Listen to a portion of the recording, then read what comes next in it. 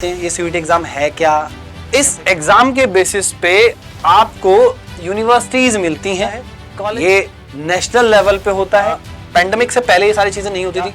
अगर आपने साइंस ली है तो साइंस में आपने क्या लिया था, इसके बाद ये एक एमसीक्यू बेस्ड क्वेश्चन होते हैं, क्वेश्चन पेपर होता है, टेस्ट होता है, एग्जाम होता है। उन दिए हुए मार्क्स में भी मार्क्स डिडक्ट हो जाएंगे, कट जाएंगे। NCERT is the most important book. Exam से एक दिन पहले मत उठाना भाई किताब। जब रोज हेलो, कैसे हैं आप सब। आई होप कि आप सब बहुत अच्छे होंगे। Very good evening, good morning, good night, good afternoon to all of you. और क्या कहते हैं, मैं आपका आकाश दुबे फ्रॉम आकाश एकेडमी। जैसा कि आपने सुना है कि 10th के बाद जब हम 11th 12th करते हैं, ठीक है, उसके बाद हम सीयूईटी एग्जाम देते हैं। ये सीयूईटी एग्जाम है क्या, कैसे कंडक्ट होता है, क्यों कंडक्ट होता है, कहां कंडक्ट होता है, ये सारी चीजें बताऊंगा। ठीक है, सीयूईटी जनरली होता क्या है बेटा, पहले वो बताता हूं आपको।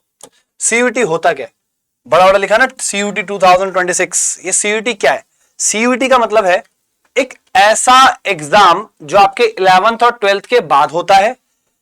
इस एग्जाम के बेसिस पे आपको यूनिवर्सिटीज मिलती हैं, कॉलेजेस मिलते हैं, जहां पे आप अपनी हायर एजुकेशंस कर सकते हैं।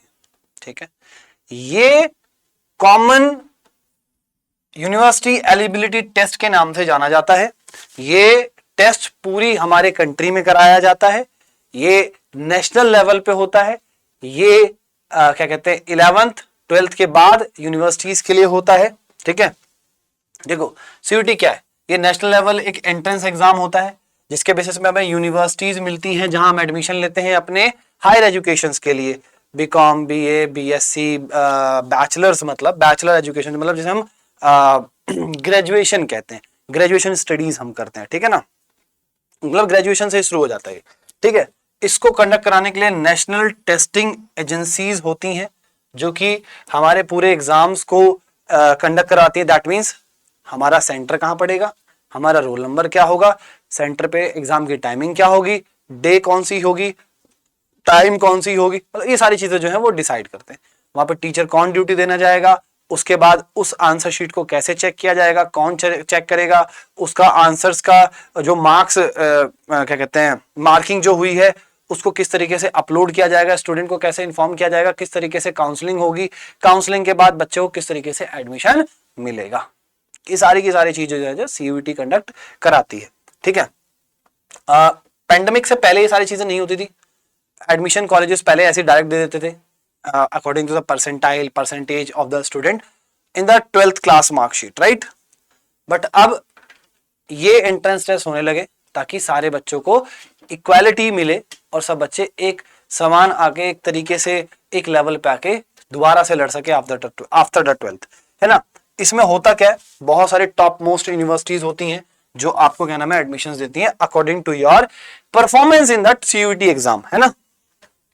ओके, एग्जाम स्ट्रक्चर क्या होता है भाई, इसमें हमारे पास अलग अलग सेक्शंस होते हैं। पहला एक लैंग्वेज सेक्शन मतलब हिंदी हो गया, इंग्लिश हो गया, हिंदी हो गया।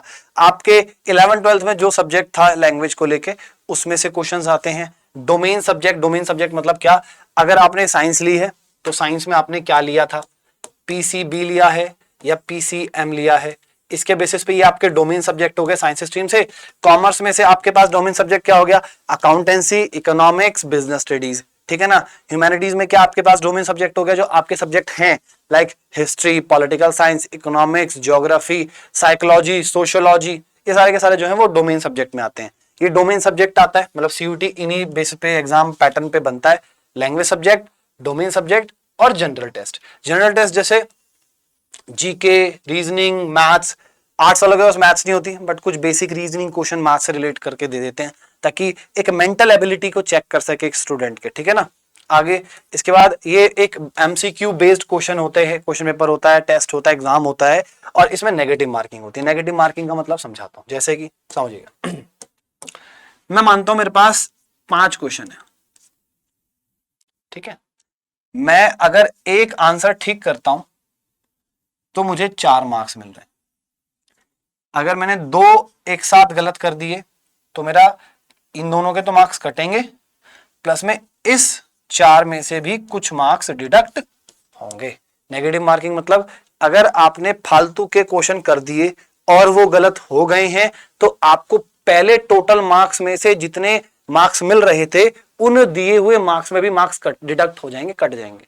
तो नेगेटिव मार्किंग का मतलब है फालतू जो क्वेश्चन नहीं आते अटेम्प्ट मत करो, रिस्क मत लो, ठीक है ना। आगे भाई सिलेबस स्ट्रेटेजी क्या होनी चाहिए, पहली चीज तो मैंने बताया हुआ है। क्लास मैं तो 9, 10, 11, 12 सबको बोलता हूं, NCERT is the most important book for all the competitive exams. और ये तो एक सीयूईटी एग्जाम है, यूनिवर्सिटी का एग्जाम है ना। तो सीबीएसई के थ्रू जो एनसीईआरटी अलॉट की जाती है आपको 9, 10, 11, 12 में, आप उसको करो। और सीयूईटी के लिए आपका 11, 12 के जो सब्जेक्ट होते हैं उनकी एनसीईआरटी को तो भैया चाट जाओ बढ़िया से, है ना, बटर लगा के। ओके, तो एनसीईआरटी बहुत इंपॉर्टेंट है, ठीक है, क्लास 11th और 12th दोनों के लिए। दोनों की क्या नाम है, एनसीईआरटी इंपॉर्टेंट है, दोनों के इंपॉर्टेंट टॉपिक्स या सारे चैप्टर सारे पॉइंट्स आने चाहिए फॉर द सीयूईटी एग्जाम, ठीक है। सिलेबस को भैया डाउनलोड करो, प्रिंट आउट करो, टिक लगाओ, आपको कैसे एग्जाम देना है एक स्ट्रेटेजी बनाओ, है ना। स्ट्रेटेजी के बाद आप क्या नाम है आपको क्या करना है, रोज पढ़ना है ना, रोज पढ़ना है। और क्या कहते हैं एट द एंड जाके ना ये नहीं करना कि क्या कहते हैं, अरे कहां गया, अच्छा नहीं लिखा, कोई बात नहीं। एग्जाम से एक दिन पहले मत उठाना भाई किताब, जब रोज नहीं उठाए तो उस दिन भी उठाने का कोई फायदा नहीं। तो आपको क्या नाम है, अगर अच्छे मार्क्स लाने हैं, सीयूईटी क्रैक करना है, किसी अच्छे कॉलेज में एडमिशन लेना है, तो आपको क्या नाम है एक दिन पहले किताब नहीं उठानी, एक टाइम प्रिपरेशन करना है, एक प्लान बनाना है, उसके प्लान के अकॉर्डिंग ही आपको चलना है। कॉलेज जाओगे ना बेटा तो यो हनी सिंह, है ना, मलाइका अरोड़ा खान, नोरा फतेही, है ना, ये सारे के सारे जो सेलिब्रिटीज होते हैं, फुटबॉलर, क्रिकेटर, ये जितनी भी सेलिब्रिटीज हैं वो आपको लाइव देखने को मिलेंगे, आपको लाइव जीने का मौका मिलेगा, नए स्किल्स डेवलप करने का मौका मिलेगा, है ना। तो एक्सप्लोर करो चीजों को। रोज 2-3 सब्जेक्ट पढ़ो, आज मंडे है, ट्यूसडे है, वेडनेसडे, कुछ भी है, 3 सब्जेक्ट पढ़ो, फिर अलग 3 सब्जेक्ट पढ़ो, इनको रिवाइज भी करो, इनको भी रिवाइज करो, वेडनेसडे को 3 सब्जेक्ट अलग पढ़ने के अलावा सब कुछ जितना रिकॉल करोगे, जितनी बार पढ़ोगे, चीजें याद होती चली जाएंगी, एग्जाम आसान होता हुआ चला जाएगा, ठीक है। मेहनत is inversely proportional to exam pattern, जितना मेहनत करोगे पैटर्न उतना गिरता चला जाएगा, समझ में आया, उतना आसान हो जाएगा पेपर आपके लिए। 3-4 घंटे पढ़ो भैया, फोकस हो गए बढ़िया से, अपने वीक पॉइंट्स को, इंपॉर्टेंट को क्या नाम है बार बार रिपीट करो ताकि वो स्ट्रांग बन जाए, है ना। शॉर्ट नोट्स बनाओ रिवीजन के लिए ताकि एट द एंड आपके लिए वो गोल्डन पॉइंट्स के फॉर्म में हेल्पफुल हो। अब प्रैक्टिस स्ट्रेटेजी क्या है बेटा आपके लिए, पीवाईक्यू मारो भाई बढ़िया से। पीवाईक्यू क्या होता है, जो पिछले सीयूईटी आए थे 2 सालों में, 3 सालों में, है ना, उनके क्वेश्चंस को अटेम्प्ट करो, है ना। आप रोज या वीक में जिस तरीके से अपने टाइम टेबल के अकॉर्डिंग जो है मॉक टेस्ट मारो, ये नहीं कि आज मॉक टेस्ट कर दिया, कल टेस्ट कर दिया, आज जो परफॉर्मेंस है कल भी वही परफॉर्मेंस है, नहीं, परफॉर्मेंस को थोड़ा इंप्रूव करो, ठीक है। अपने आप को बाउंड करो भैया, प्रैक्टिस करो, बस प्रैक्टिस करो, है ना। जो मॉक टेस्ट है उनके प्रिपरेशन करो, मॉक टेस्ट प्रिपरेशन करने के बाद आपको क्या नाम है, आपको नजर आएगा कि आप कितने एफर्ट्स दे रहे हो, आप कितने और आपको एफर्ट देने की जरूरत है और आप कितना अचीव कर सकते हो, ठीक है ना। टाइम मैनेजमेंट हो जाओ भाई, कंसिस्टेंट हो जाओ, रोज पढ़ो भाई, रोज पढ़ो, ब्रेक लो फिर पढ़ो, ब्रेक लो फिर पढ़ो। कहते नहीं कौन सा किसी का ऐड है, किसी कुरकुरे का टेढ़ा मेढ़ा या फिर कुरकुरे का, क्या कहते हैं, eat and repeat, eat and repeat, same, पढ़ो रुको, खाओ पढ़ो रुको, यही चलो, इसी चीज पे चलो। रोज का टारगेट बना लो, उस टारगेट को रोज अचीव करो, ठीक है ना। सोशल मीडिया से भाई थोड़ा दूर रहो, ये एक तरीके से मैनिपुलेशन होता है। तो सोशल मीडिया आपको, आप कितना भी कोशिश कर लो नहीं रुकता, बट अपने आप को बाउंड कर लो सोशल मीडिया से लेके, पढ़ो बस, है ना। सोशल मीडिया को अवॉइड करो। क्या क्या मिस्टेक्स आपको नहीं करनी, है ना, कि भैया सिर्फ पढ़ना नहीं है, प्रैक्टिस करना है, लर्न करना है, लिखना है, बार बार रिपीट करना है ना, रुकना नहीं है, बस करते रहना है ना। लास्ट मोमेंट, अच्छा देखिए लिखा, देखो मैंने कहा था ना, लास्ट मोमेंट में प्रिपरेशन नहीं करनी भाई, लास्ट मोमेंट पे रिलैक्स मारना है, क्योंकि तुमने रोज पढ़ा है ना। और लास्ट मोमेंट्स पे कोई भी चीज जरूरी नहीं है कि अचीव कर लो, वो तो नाम का है बस कि कर दिया, माता पिता को दिखा दिया कि जी मैं कर रहा हूं, है ना। अपने वीक पॉइंट्स को स्किप मत करो, रिपीट करो रिपीट करो रिपीट करो, उसी वीक पॉइंट को क्या नाम है स्ट्रांग बना दो, है ना। ओवर कॉन्फिडेंट मत हो या अंडर कॉन्फिडेंट मत हो, नॉर्मल रहो, न्यूट्रल रहो। समझ में आया। तो बहुत इंपॉर्टेंट है आपके लिए सीयूटी एग्जाम देना अगर लाइफ में कुछ करना है तो। और यहीं पे हमारी वीडियो एंड होती है। थैंक यू सो मच आप सबका इस वीडियो को देखने के लिए। आप सबसे रिक्वेस्ट है कि मैंने जो अब तक नहीं बोला वो बोल रहे हैं हम।